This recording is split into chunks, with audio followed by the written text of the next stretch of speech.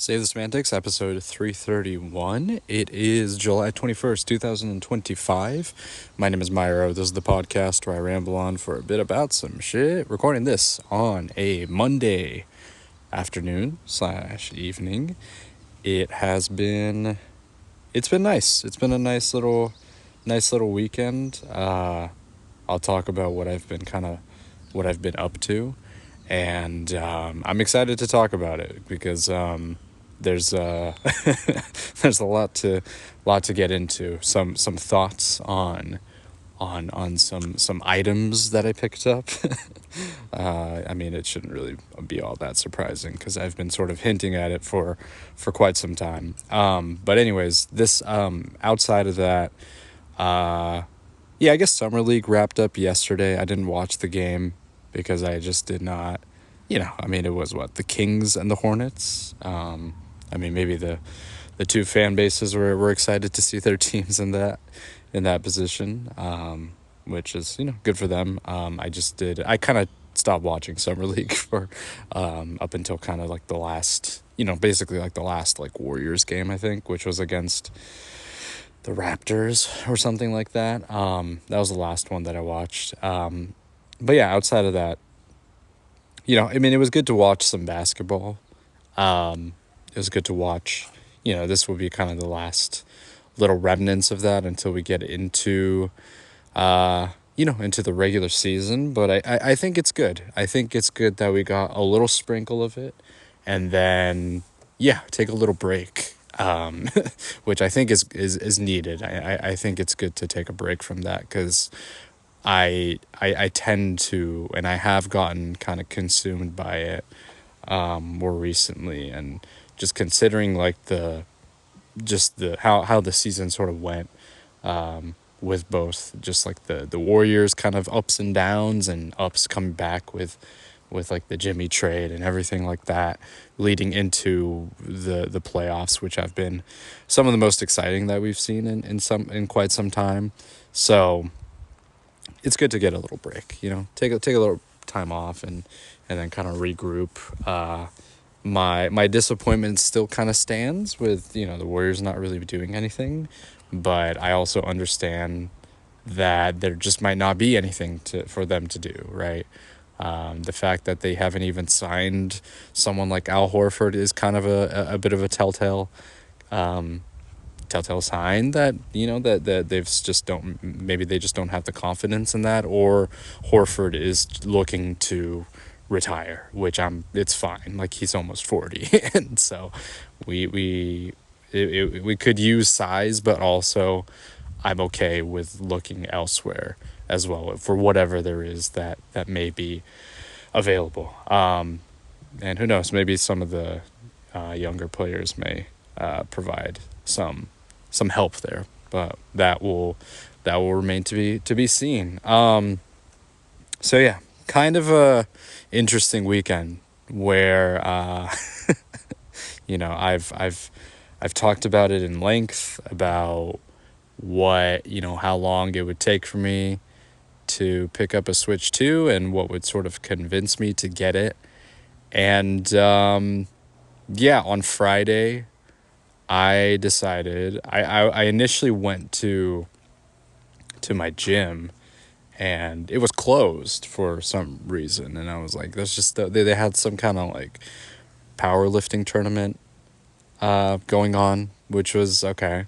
They closed off the entire gym for that, which is kind of annoying, but whatever. A little bit of a silver lining there. That kind of gave me the incentive and sort of the a little bit of a, I don't know, burst to be like, you know what, actually, now that we're here, I did hear on Thursday that there may be some restocks for different retailers, including places like Target, Best Buy, GameStop, that kind of thing.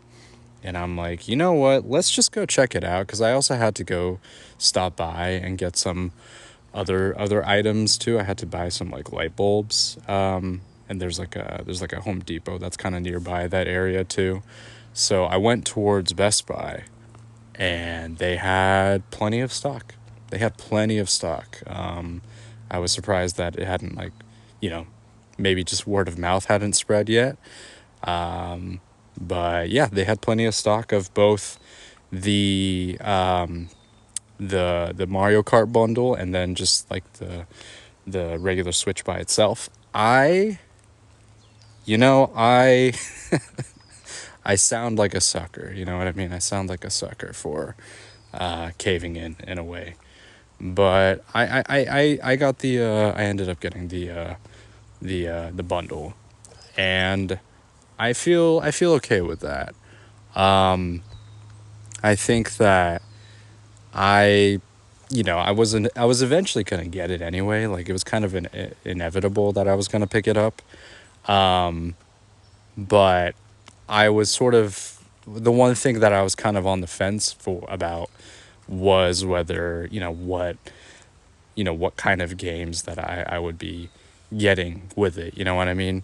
I got the Mario Kart bundle, and then I, I think what sort of convinced me in a way, or what sort of pushed me to pick it up, was I was actually kind of looking at, the third party offerings and what was available. And then on top of that, just considering, well, let me just lay it out. Let me organize my thoughts a little bit. There were a number of factors that contributed me to finally picking it up. One, I was kind of ready for an upgrade. I've been ready for an upgrade for quite some time.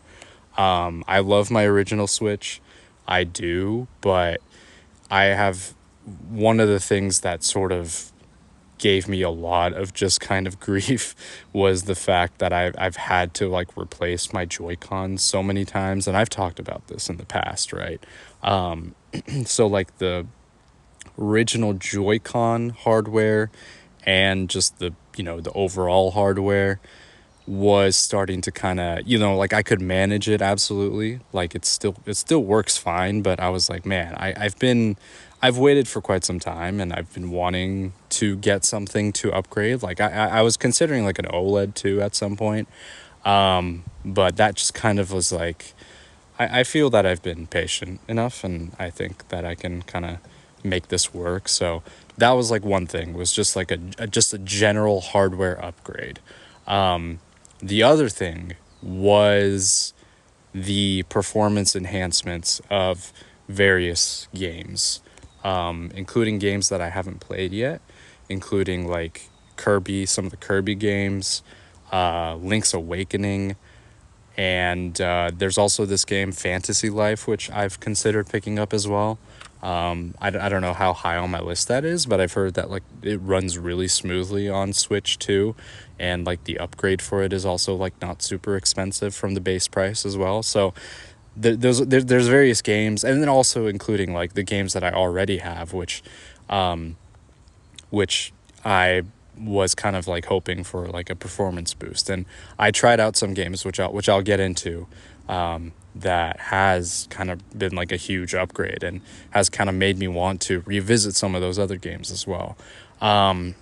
So yeah, performance boost, hardware upgrade, and then the games like themselves, right? I wasn't like prioritizing Mario Kart by any means, but I think just having that on the system as something to play, because I am a fan of like multiplayer games. I enjoy multiplayer games. Like, I enjoyed playing Smash here and there quite a bit. I mean, I've put in a ton of hours into Smash, mostly offline, but I've enjoyed that. I've enjoyed doing Mario Kart in the past. I just haven't played it in a while. So I thought it was just, it's fine. It's fine to just have it on the system, you know what I mean?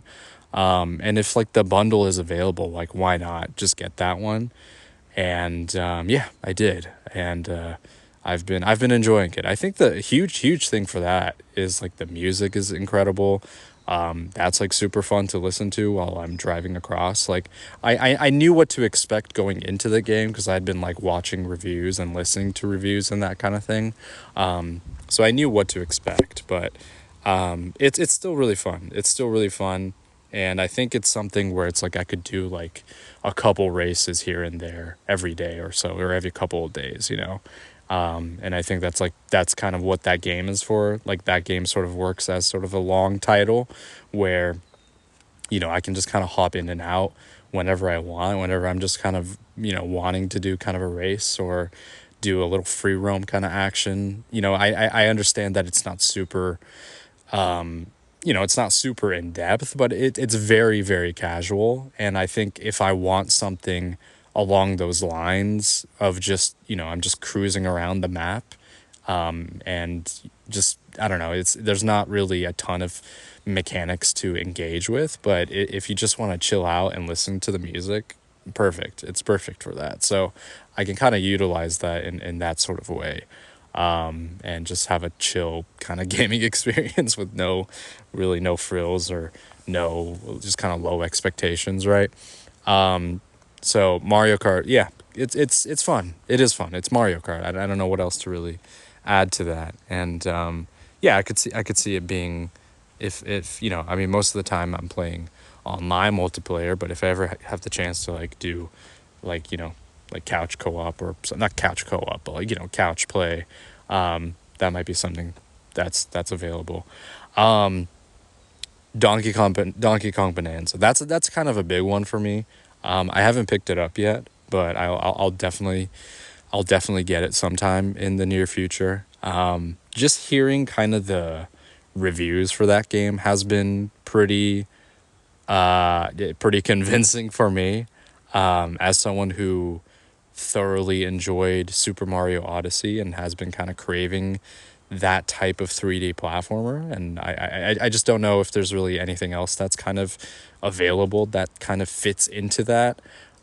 Hearing just the praise that Bonanza is getting has really kind of convinced me to want to get into that sooner rather than later. Maybe some of that FOMO kind of hit me, and that sort of maybe turn to get a Switch too. So that is on my list of games that I will be picking up, and I think I will be playing that, you know, pretty soon or sometime this year.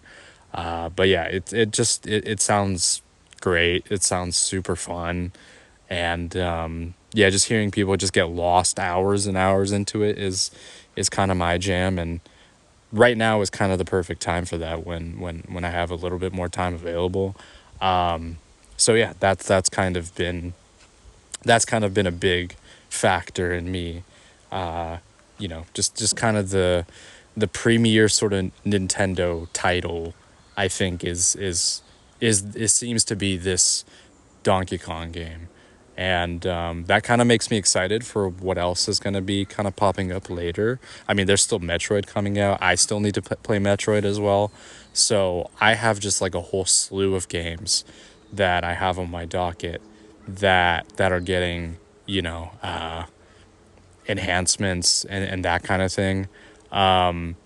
This is a smaller factor, but it was something that also caught my eye, was hearing about the Yakuza 0 kind of edition, the Switch 2 edition that was being released. I've been wanting to get into Yakuza for quite some time.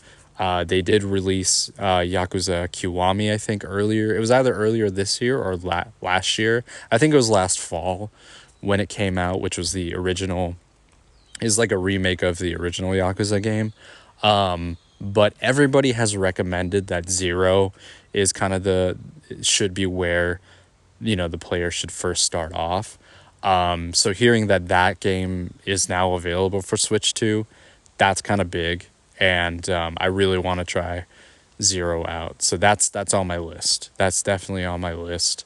And I do want to pick that up and play it and see what the Yakuza series is kind of about. And if that kind of convinces me to sort of get into the rest of the series, then yeah, if it's a perfect entry point, if it's the first like perfect kind of chronological start to the series, then yeah, absolutely, I'd be happy to just kind of delve into it further. And so there's a lot of things. There's a lot of games. games that I haven't played yet, like I said, Link's Awakening, I heard, has been just like a huge upgrade from the original Switch, where there's just not any drops in frames, which is pretty enticing considering where the developer, I think it's what, Grego or something like that, who created Echoes of Wisdom, also created Link's Awakening. And Echoes of Wisdom had a lot of issues regarding kind of drops in frames, especially in certain areas. It didn't affect me too much during my playthrough, but it was definitely noticeable. That was like one of my main kind of critiques of that game when I played it last year. So I, I think I think if I were to play Link's Awakening, I would want to play it on the best version of it. So, yeah, I would like to, yeah, play that on the Switch too. I think that would be perfect for it. So that's just like another game on the list where it's like something I haven't played yet. I can get into it. Another game is Kirby and the Forgotten Land. And there's like additional content that comes with like the Switch 2 version as well. So that's like more more stuff to pick up. Yeah, there's just so much now that it kind of has like opened up my I talked about how like my Steam library has sort of opened me up to indie games. Now getting a Switch 2 has sort of opened me up to getting, these other games that I haven't really been able to with just the Switch. So my sort of gaming, library potential has sort of opened up quite a bit. And yeah, I'm really excited. I'm excited. I felt like, I've really just kind of riding on just like what the what my decision was going to be to like get it or not. Like I was going to eventually get the system. I do think just like of course I'm going to have qualms. I'm absolutely going to have qualms with the game pricing, especially. I think the Mario Kart pricing is still ridiculous. I got the bundle, so it wasn't as expensive, right? But I mean, I think that's still something that is worth criticizing. I think there are a lot of things that are worth criticizing kind of Nintendo's strategy for. I think there's been a lot of things that they've done that are anti-consumer, including not including the that Welcome Tour game as like a pack-in bundle or a pack-in game, which I think is absolutely ridiculous. Like if you want people to learn more about your system, like why would you have that as like an additional content, like paid for content? I just think that's so ridiculous, and just like it just feels like, I don't know, it just feels pretty greedy in some ways. But I think that, you know, the games themselves, I think, are what are going to be the driving factor. And yeah, that's kind of what was the big thing for me that eventually, kind of convinced me to pick it up. And here's like a functionality which I think kind of it sounds a little silly because it feels antiquated, like it's not new technology by any means, but for the longest time, and I don't know why I didn't take advantage of this, like I I like playing games like handheld because I'm able to listen to music. But with like Bluetooth capability, you can connect your headphones to the Switch, via Bluetooth connection, and you could have you could both do docked mode, which is showing on the TV screen, or you could do it handheld. Either way, you can still do Bluetooth in either setting. I like to be able to like listen to like the music, like that's just something that I value. And I don't know why I never did that with the original Switch. I could have done that. Like I could have been playing on the TV while listening to the music, but I think I just was so comfortable with like handheld. Like I've been playing handheld like my entire life, you know what I mean? With like a DS, and then Nintendo 3DS. Like these are the consoles that I kind of grew up playing. So I was like, you know what, Switch is sort of like, handheld console for me. But Now it's like, why not just you take advantage of like the screen, you know what I mean? Take advantage of the screen while also being able to listen to the music, or whatever. Like it's just, I don't know, it's just like a small little thing for me, but I found that that's given me like a lot like a lot of joy. And I was just like, dude, I don't know why I never even considered doing something like this, but now that's like a new, I don't know, it sounds so minor, but yeah, I don't know, getting like, especially getting like the Bluetooth headphones for me has been kind of a game changer in a lot of ways. Like it just sort of changes the way that I've kind of gone about doing things, whether it's like working out or working too, it's just like kind of being able to kind of move around and stuff is huge. So just like a funny little note there. I, along with Mario Kart, I mentioned this with some of the other games that I've been kind of trying out to see, whether there are kind of enhancements or that kind of thing. I don't have like, I don't have like a ton of games that are necessarily super heavy, high fidelity games, right? I mean, because it is like the games I tend to play are pretty, pretty low key. But the big one for me that I've noticed, just like a huge upgrade. I don't know what it was with the version that I was playing on the original Switch. But Risk of Rain 2, I've had some issues with playing, and it's a game that I've really enjoyed over the last couple of years, but I've kind of fallen off of it a little. Well, I've put in a good amount of hours and stuff, and I've completed, a lot of runs with it, but the unfortunate thing is that I couldn't listen to the music because there were moments where the music just kind of cuts off and you're just listening to like the environment.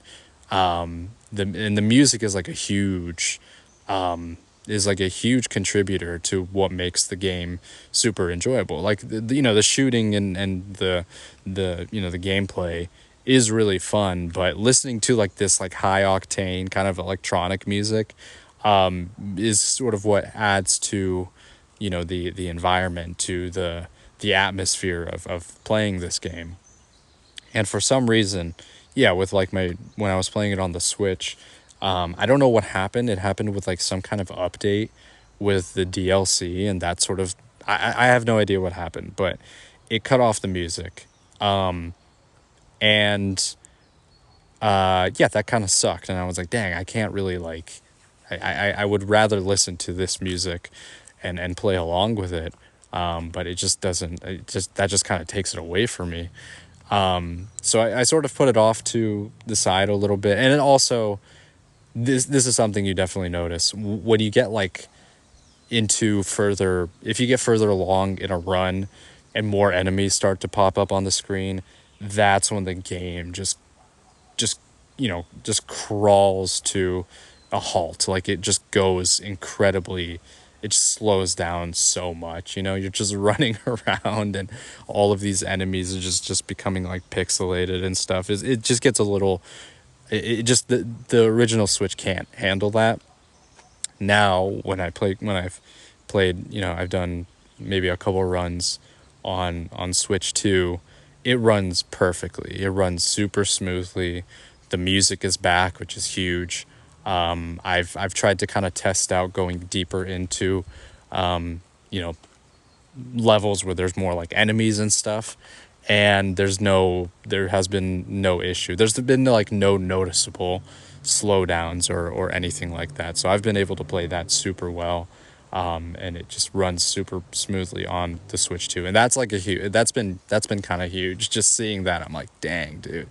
So this is how the game should have been played, and yeah, it makes me want to continue to kind of go back to that and just do runs while listening to this music. It's really fun.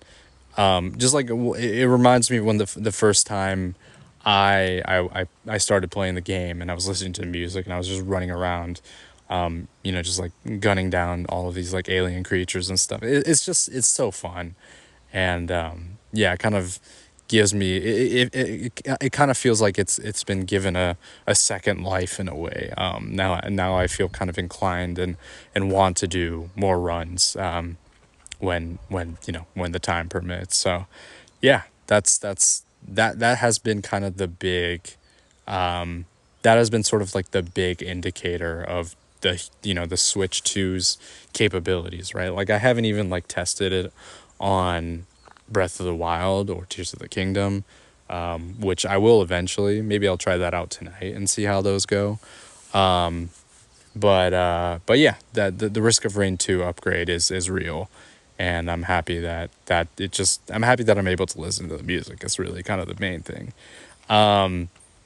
So Final Fantasy 9, I started playing it. Did I? Well, I think I mentioned that I started playing it. Right, I think on Thursday. So now I'm pretty far, not far, but like it feels like I'm at least like 1/4 of the way through the game, because from what I remember, when you reach a certain point in the original PlayStation 1 version of the game, you go from disc 1 to disc 2. So I think right now I'm in disc 2, if I'm not mistaken. So that's that's cool. That's cool. I'm steadily making progress. I'm taking advantage of some of the some of the quality of life stuff, including speed up battles and just some damage increases, so that I can kind of level up my characters and that kind of thing. So that essentially kind of lowers and really takes away the time you would need to grind your characters. So that's been good. But yeah, I'm at the point of the story right now where I think the sort of the there's like both political intrigue and there's sort of like this otherworldly presence that's kind of like sort of being a factor and causing a lot of the warfare that's going on. There's a lot of there's very clear, especially now, transitioning from kind of the more lighter beginning part of the game, where it's just like everything's kind of like a play, and there's just a lot of fun, and funny moments going on.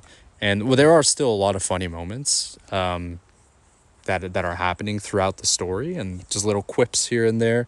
But there is definitely a lot more of a serious tone, in light of kind of the events that have happened in the game, where there is like a clear, there's this clear kind of concept of just like anti-war sentiments. And honestly, like there's like a whole sequence where like this entire race almost kind of gets like genocided in a way, which is pretty crazy. Like I didn't, when I was a kid, you just don't kind of clock that. Like you don't think about those kinds of things, but you watch this kind of happen in multiple cutscenes, which is pretty wild, pretty sad, right? But I think it's I mean, as a kid, you don't really, I don't know if you really, you don't really take note of that, but I do think in this format of a game, it is a good kind of,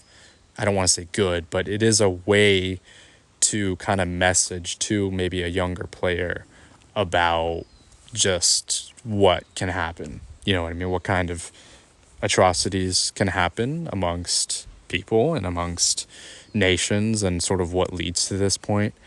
And yeah, I think it was like it was a very, I think there's both, you could probably connect it to just like the way the place. I don't want to spoil too much. I'm kind of giving away a little bit. This will probably be light on spoilers. You know what I mean? If you ever play Final Fantasy 9, maybe just kind of tread with tread with ease. Be a little careful, with these next episodes, just for like spoilers. But the way the kind of that moment was portrayed kind of felt similar to maybe like a nuclear bomb. with just like this evaporating kind of land. So there's definitely some of that going on here. There's definitely some of that going on in just sort of the way in which that moment was kind of shown, and kind of illustrated in this one, especially in this one very just prominent kind of cutscene, right? Yeah, it was basically as if like one of the rulers got this like bomb and then dropped it on the people, which is crazy. Like if you think about it in those terms, it is pretty wild.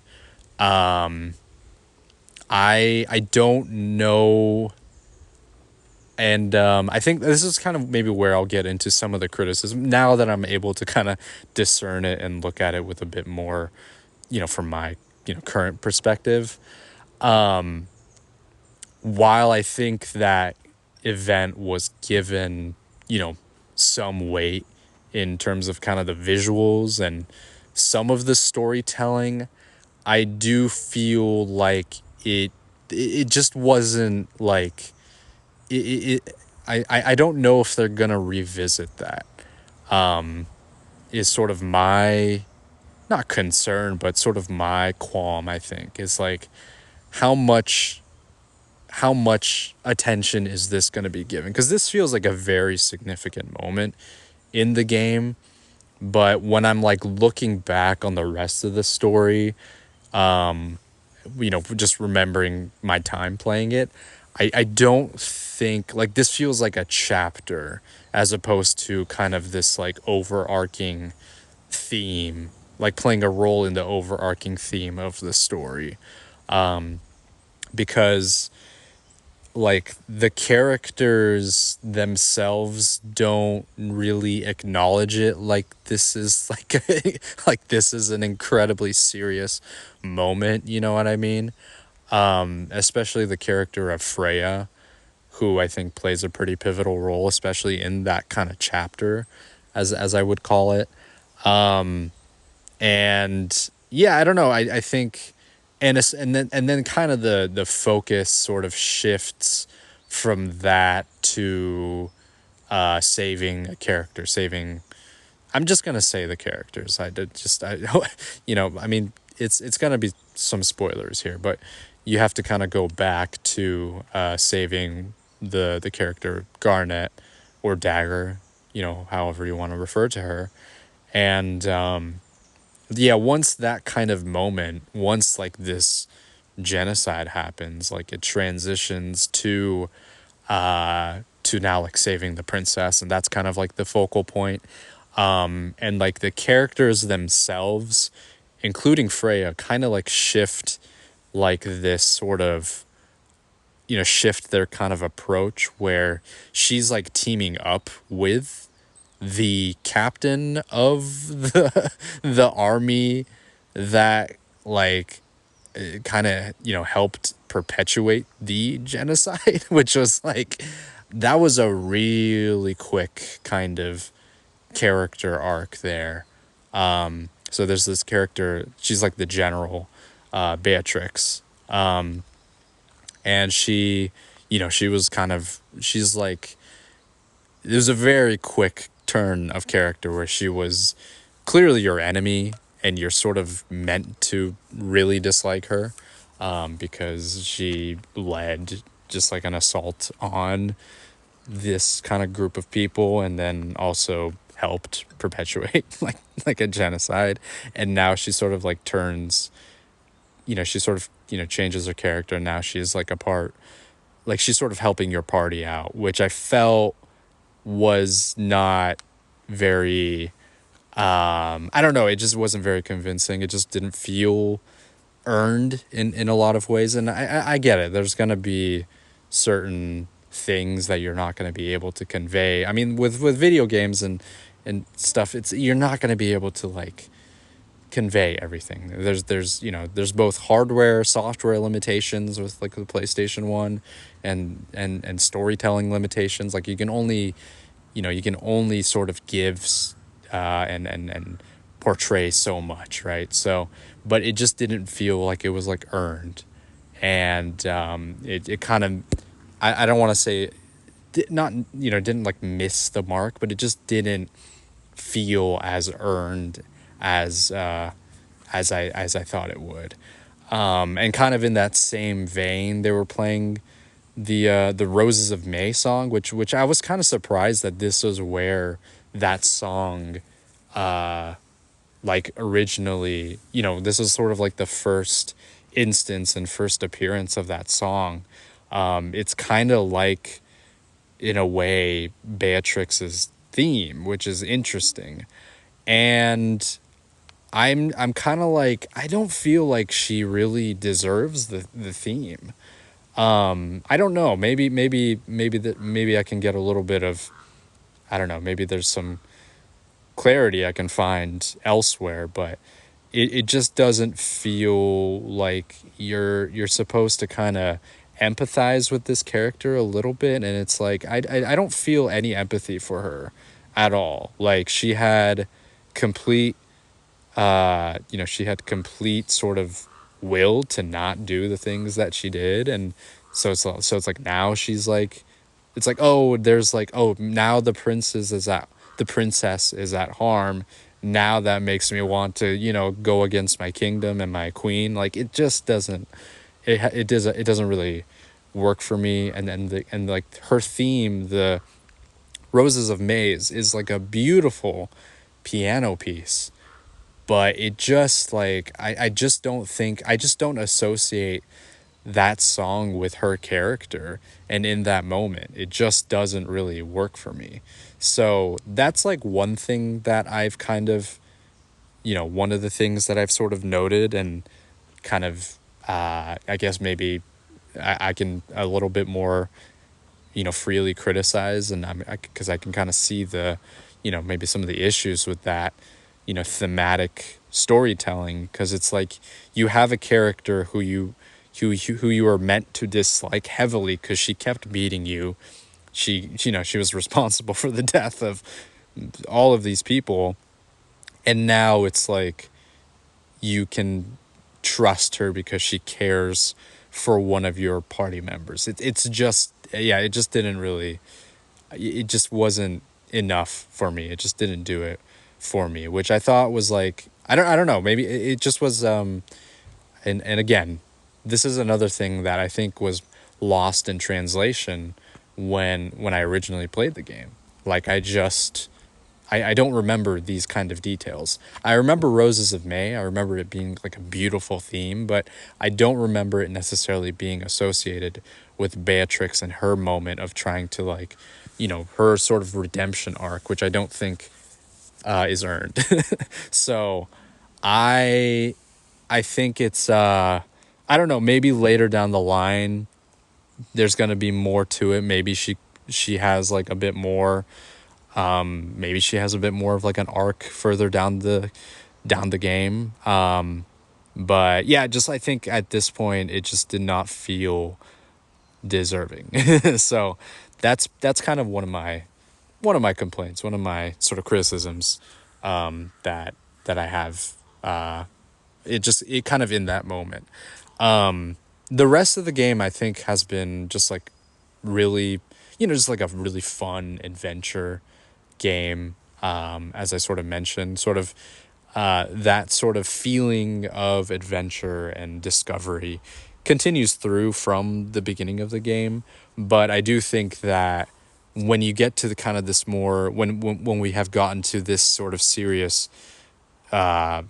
more serious moment, I think there are, yeah, as I just kind of laid out, some of the character decisions and character arcs, motivations and stuff aren't like the best. They haven't really hit for me in the same way. I think what has really worked is kind of this intrigue, this mystery of who's sort of behind all of this, right? Like I know what it's going to be because I've played the game, right? But I am interested in seeing kind of the details and how we get to that point and how we get to that discovery of who is really truly responsible for everything. And I think kind of like the little breadcrumbs that they leave, throughout the story by not revealing who this kind of mysterious white-haired character is, and also a lot of other things, including what is the mist, like why is it bad, and why is it also used for steam engines or whatever. Like it's both a good thing and a bad thing. That there's kind of that mystery as well. The eidolons, the basically like the spirits or the espers, whatever. The summons, how do they play into this game? There's always like a different use for the summons in each of the games and how they sort of tie into the rest of the story. So like what is their role? I think I'm about to kind of find that out. I'm in this section of the game where you're interacting with one of the summons, which is Ramuh, and yeah, I'm assuming that he's going to kind of give you a bit of a backstory to what exactly their role is, and maybe tell a little bit more of the world. So that kind of intrigue, the story behind the world and why it is the way it is, and also the other characters' motivations, I think, and revealing those things, is what really is sort of what is kind of the driving force for my kind of wanting to continue the story, and seeing where all of the characters end up and how they all maybe end up back together in one party. I think is what really interests me. And then also seeing, some of the other, how certain things are like executed and stuff. But yeah, I mean, listen, regardless of criticisms, I still am having a lot of fun with this game. And I really enjoy kind of just how, just what a, what a, what a adventure story this is. And, how how just like overall, despite the darker moments, like how, like how lighthearted and how vibrant it is, both in color and in terms of personality as well. So I've been having a great time, and I think I the way I've been pushing forward, I feel like I can beat this game in like a couple of weeks, honestly, if I get like sessions in here and there. Because I really just I've been wanting to replay this game, as I've mentioned, and now that I have this kind of opportunity, yeah, it's nice to get back into it, and just sort of rediscover this game, and seeing it from kind of this new lens, has been really it's been really something. And I kind of want to do that with other games, as I've mentioned. So yeah, a lot of stuff. Switch 2, new games, back into Final Fantasy 9. Yeah, it's been a nice little weekend to catch up on games and that kind of thing. So there's that. Really looking forward to just talking more Final Fantasy 9 and other stuff if I get into it. So yeah, that's gonna do it for this episode. Thanks for listening as always. This has been Save the Semantics, signing off.